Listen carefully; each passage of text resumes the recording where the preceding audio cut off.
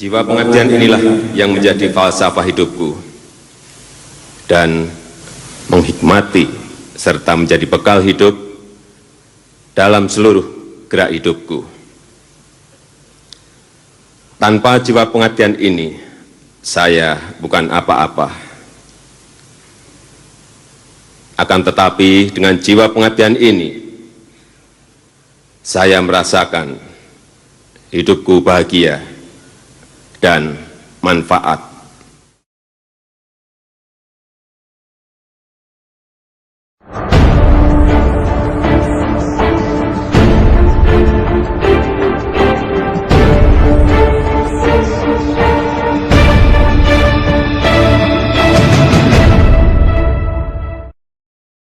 Sosok Joko Widodo masih menjadi perhatian termasuk di Rakernas PDI Perjuangan kali ini. Ketua Umum PDIP Megawati Soekarno Putri sengaja menunjuk langsung Gubernur DKI Jakarta ini membacakan Dedication of Life sebagai makna regenerasi kader PDIP.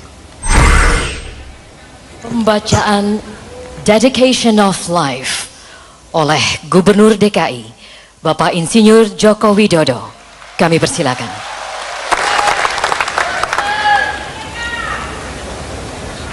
Diperkenalkan sebagai Gubernur DKI Jakarta, kader PDI Perjuangan Joko Widodo didaulat membacakan Dedication of Life di pembukaan Rakernas PDI Perjuangan. Jokowi turut menjadi salah satu fokus perhatian lebih dari 1.300 peserta Rakernas PDIP. Dalam pidatonya, Ketua Umum PDI Perjuangan Megawati Soekarno Putri mengaku sengaja memilih Jokowi untuk membacakan Dedication of Life sebagai makna akan regenerasi yang berjalan baik dan alamiah di tubuh PDI Perjuangan. Dedication of Life merupakan rangkaian kalimat yang mewakili jiwa pengabdian seseorang kepada Tuhan, tanah air, dan bangsa. Maka jiwa pengabdian akan mencapai kebahagiaan. Pembacaan Jiwa pengabdian inilah yang menjadi falsafah hidupku dan menghikmati serta menjadi bekal hidup dalam seluruh gerak hidupku. Tanpa jiwa pengabdian ini, saya bukan apa-apa. Akan tetapi dengan jiwa pengabdian ini, saya merasakan hidupku bahagia dan manfaat. Soekarno.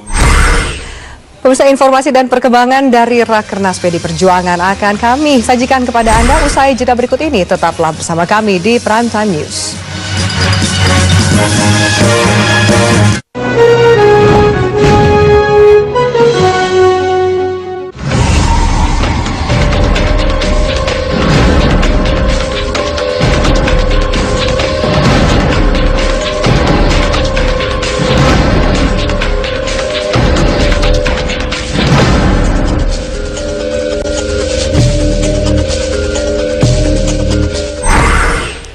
Pemirsa, dalam sambutannya, Ketua Umum PDI Perjuangan Megawati Soekarno Putri menyinggung penunjukan Jokowi untuk membaca Dedication of Life dari Bung Karno merupakan bagian dari regenerasi yang memang dilakukan oleh PDIP.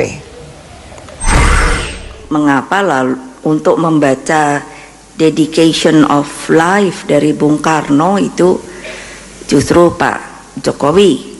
Karena ya katakan itu sebuah makna bahwa sebuah regenerasi itu secara alami pasti berlanjut, tidak perlu tepuk tangan dulu. Karena saya ingin juga mengatakan gubernur-gubernur kita ini juga mereka adalah bagian daripada regenerasi yang memang dengan konsekuen dilakukan oleh PDI Perjuangan.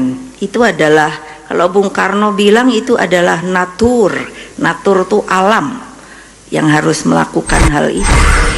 Pemirsa, wawancara dengan Ketua DPP PDI Perjuangan Puan Maharani akan kami hadirkan sesaat lagi. Tetaplah bersama kami.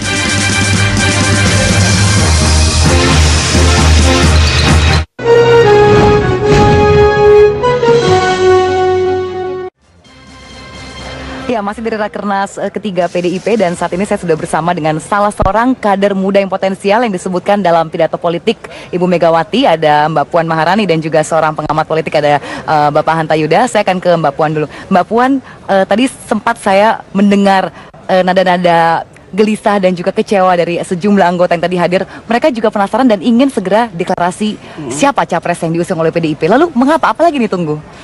Ya, kita paham bahwa sebagai kader kita punya mekanisme dan aturan internal, dan bahwa ada kekecewaan atau ada rasa senang atau ada rasa keingintahuan, itu kan sebagai manusia itu normal. Tapi siapapun yang hadir pada acara ini tentu saja paham bahwa kami ini hadir ke sini untuk segera memberikan satu masukan setelah melihat dinamika atau geliat politik yang akhir-akhir ini berkembang di masyarakat. Tapi bukannya berarti dalam raker ini kami kemudian harus segera memutuskan atau mendeklarasikan. Tadi juga dalam pidato Ibu Ketua Umum pun sudah dikatakan bahwa ini raker, jadi ya nggak usah buru-buru lah, kita lihat dulu aja. Oke, Mas Hanta, dalam bincang-bincang saya dengan Anda sebelumnya, Anda bahkan mengatakan Mbak Puan ini begitu cocok juga disandingkan dengan Pak Jokowi, atau ada sejumlah formulasi lain. Nah, ini ada orangnya, silakan. Ya, ada 3 skenario dugaan saya untuk PDI Perjuangan. Satu, kalau nama Jokowi kita masukkan variabel penting ya. Satu, Ibu Mega Jokowi. Kalau misalnya Ibu Mega masih memutuskan akan maju. Yang kedua juga potensial, saya kira ini titik komprominya adalah Jokowi Puan Maharani. Itu juga potensi yang cukup besar saya kira, asal dengan catatan PDI Perjuangan bisa seperti pidato Ibu Mega tadi, fokus pada pemilu legislatif 20% perolehan suara di DPR atau 25% suara nasional. Yang ketiga, kemungkinan koalisi. Kalau ternyata gagal mendapatkan suara 20%, maka harus berkoalisi. Jadi Jokowi dengan siapa atau Mbak Puan dengan siapa, kita tidak tahu keputusan di PDI Perjuangan. Tetapi momentum ini menarik, kepenasaranan publik tidak hanya PDIP, itu yang mungkin diinginkan oleh Mbak Puan sebenarnya. Yang itu perlu dirawat, dikapitalisasi, ada sentimen positif publik katakanlah terhadap Jokowi sebagai salah satu kader potensial selain Mbak Puan, yang itu kalau dikapitalisasi paling tidak akan bisa mendongkrak elektabilitas partai juga. Nah, hari ini saya melihat sangat kuat mengasosiasikan figur Jokowi itu adalah bagian dari PDIP, bahwa Jokowi salah satu figur potensial, figur terbaik di PDIP. Dengan demikian bisa mengantarkan ke pemilu legislatif. Kalau itu yang terjadi, ya paling tidak ada sinyal-sinyal, pesan-pesan tersirat. Tadi ada beberapa sinyal yang tadi dikatakan itu yang tersirat yang saya tangkap. Mungkin Mbak Puan bisa menerjemahkan dengan gamblang kepada pemirsa saya. Ketika Mbak Mega menyebutkan nama Jokowi dan riuh rendah begitu banyak yang bersorak-sorai dan tepuk tangan, tapi Mbak Mega lagi-lagi mengatakan jangan tepuk tangan dulu, masih ada sambungannya. Lalu juga Ibu Mega mengatakan belum saatnya beliau menjadi ibu bangsa. Nah, apakah memang jangan-jangan Ibu Mega juga belum mau meninggalkan ranah politik praktis dan nanti akan berlaga juga di ajang capres nanti? Ya, sesuai dengan hasil Rakernas Bandung kan kami semua ini yang hadir pada hari ini kan sudah menyepakati bahwa berkaitan masalah Pilpres itu semuanya adalah merupakan keputusan Ibu Ketua Umum, dan bahwa kemudian sekarang berkembang dinamika, saya rasa menjelang Pileg dan Pilpres ini pasti akan berkembang dinamika yang sangat dahsyat, dan kita mengatakan itu sebagai tahun politik. Tapi kembali lagi saya harus ingatkan, kita bicara presiden atau wakil presiden atau Pilpres 2014 tanpa kemudian memenuhi persyaratan untuk maju dalam Pilpres yang akan datang. Artinya siapa yang mencukupi suara pada Pileg yang akan datang itulah yang bisa maju. Percuma aja. Dan kalau kemudian tadi Ibu Mega mengatakan jangan bilang saya ibu bangsa, tapi berikan kesempatan itu kepada Bung Karno dengan alasan-alasannya, saya rasa itu merupakan satu alasan yang tepat. Kenapa kalau kita tidak bisa memberikan satu hal atau ungkapan ataupun penghargaan kepada Bung Karno sebagai bapak bangsa, kenapa kita harus memotong satu generasi memberikan kepada ibu bangsa? Kita kembali ke isu capres. Pak Hanta, apakah Anda melihat bahwa dari beberapa nada-nada tersirat dari Ibu Mega tadi itu memang akhirnya Ibu Mega merelakan untuk tidak maju untuk 2014? Saya kira kepenasaran kita sama. Ada dua kalimat yang dua kata bahkan regenerasi yang beberapa kali diucapkan oleh Ibu Mega, dan PDIP berhasil mengantarkan itu. Disebut beberapa nama, salah satu Mbak Puan, Jokowi dan sebagainya. Satu. Tapi juga tadi saya katakan, Ibu Mega mengatakan jangan buru-buru untuk mengatakan beliau sebagai ibu bangsa, meskipun tadi ada kaitan dengan Bung Karno. Tetapi di yang kedua itu saya masih membuka skenario tadi yang saya katakan Ibu Mega dengan siapa. Jadi masih apa namanya, belum bisa ya. Kalau saya menduga peluang 3 itu masih ada peluang ketiga-tiganya. Tanya Mbak Puan kalau mau kepastian.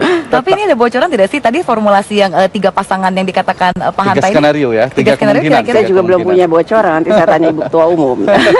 Oke, ini jawaban yang sangat taktis ya. Tapi apalagi analisa yang menarik ya menurut Pak Hanta? Nah, saya kira udah tepat diambil oleh PDIP. Kalau terlalu cepat mengambil keputusan itu juga kurang positif ya. Misalnya Jokowi buru-buru diumumkan, Jokowi masih di DKI. Nah, ada fokus di pemilu legislatif. Nah, itu harus dijaga. PDIP harus mengambil magnet elektoral bagi partainya. Dan sekarang figur ID menguat. Salah satunya Jokowi bisa menjadi magnet itu, dan mesin partainya cukup kuat, ditambah dengan tren perilaku pemilih yang harus ditangkap dengan cermat. Ada keinginan perubahan. Maaf sekali saya harus potong karena kita sudah sampai di penghujung acara. Terima kasih Mbak Puan dan juga Pak Hanta. Itu dia bincang-bincang kita, dan kita lihat bagaimana ke depannya PDIP akan mengusung nama dan juga pasangan dari 3 skenario tadi.